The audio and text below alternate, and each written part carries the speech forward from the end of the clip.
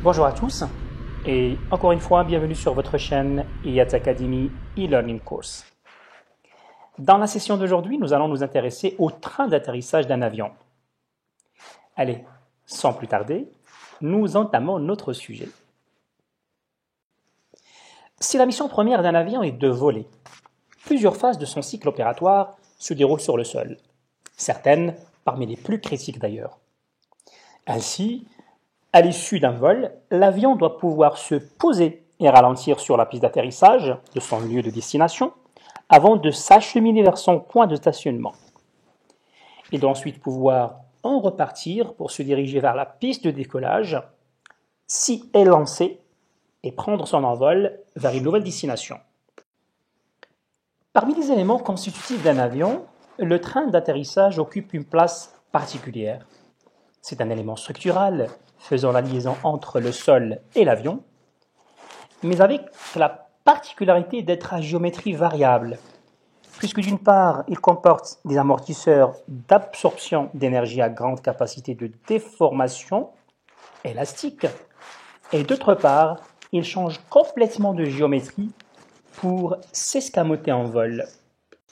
L'accomplissement de toutes ces opérations requiert l'intervention d'une variété de matériels dont les multiples missions englobent la transmission des efforts, l'absorption d'énergie cinétique verticale et horizontale, la manœuvrabilité sur le sol, l'escamotage en vol, ainsi que la commande et le contrôle de certaines de ces opérations. Ces matériels ont chacun un rôle bien déterminé, mais complémentaire aux autres, car plusieurs sont souvent nécessaires à l'exécution d'une même opération. À ce titre, ils peuvent être considérés comme les parties intégrantes d'un même ensemble fonctionnel, plus large mais bien caractérisé puisqu'il opère au sol et dans les transitions vol-sol et sol-vol, tout en devant se plier aux contraintes imposées par le vol. En général, un avion est équipé de deux atterrisseurs principaux situés sous les ailes et d'un atterrisseur avant situé sous le poste de pilotage. Lors de l'atterrissage, les deux trains principaux se posent en premier, suivis du train avant qui, une fois au sol, permet à l'avion de se mouvoir grâce à un système d'orientation. Le train d'atterrissage d'un avion est donc, ou plutôt sert donc à assurer les évolutions et mouvements d'un avion au sol jusqu'à son décollage, mais aussi l'amortissement lors de l'impact d'atterrissage. Il comporte également un système de freinage permettant l'arrêt de l'avion sur une distance déterminée. Avec le poids toujours plus important des appareils, les trains d'atterrissage comptent de plus en plus de roues. Les avions peuvent comporter 2, 3 ou 4 atterrisseurs principaux. Donc en fait, quand on prend par exemple un A320, on n'a pas les mêmes trains d'atterrissage comme un Boeing 747 ou un A380 par exemple.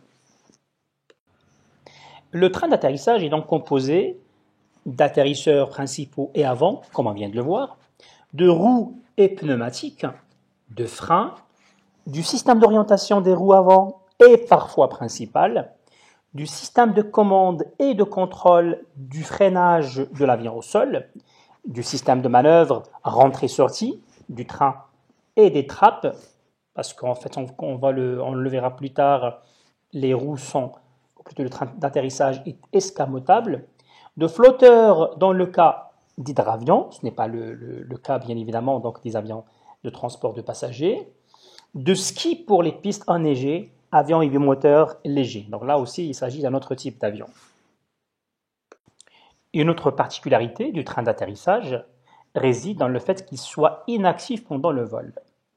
En effet, lorsqu'un avion décolle, les pilotes procèdent immédiatement à la rétraction dans les trappes des trains d'atterrissage. Il s'agit là bien évidemment d'une question d'aérodynamique, mais pas seulement. Bien sûr, en rentrant les trains, l'avion diminue sa traînée, consomme moins et peut aller plus vite. Mais rentrer rapidement les trains d'atterrissage d'un avion est aussi une question de sécurité.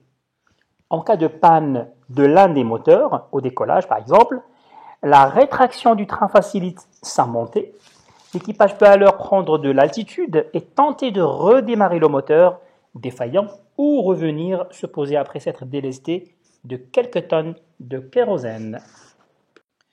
Dans ce slide, vous avez un récap des éléments principaux constitutifs du train d'atterrissage.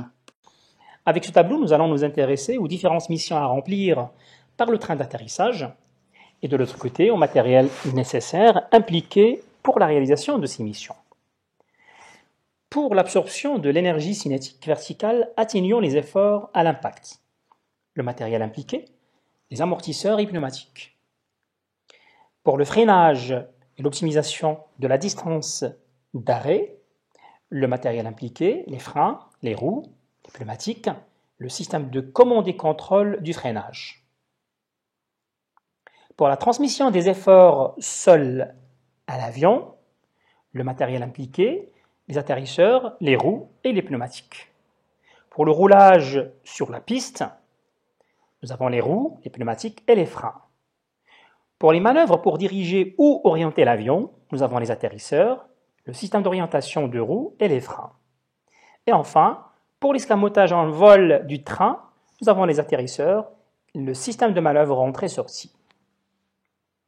Chacun de ces matériels a un rôle bien spécifique. Cependant, la plupart sont complémentaires les uns par rapport aux autres, car la réalisation d'une même mission exige souvent le recours à plusieurs d'entre eux, comme illustré par le tableau. C'est pourquoi ils forment un ensemble fonctionnel dans l'épine dorsale et le train d'atterrissage. En effet, ce dernier reçoit non seulement les roues, freins et pneumatiques, mais aussi les organes de puissance, comme les vérins, donc de relevage et d'orientation des roues. La session d'aujourd'hui que nous avons consacrée au train d'atterrissage, à ses différentes fonctions et un rôle primordial qu'il joue dans un avion, est à présent terminée. Merci à vous de l'avoir suivi. Rendez-vous à la session prochaine. En attendant, portez-vous bien et à la session prochaine, Inch'Allah. Merci.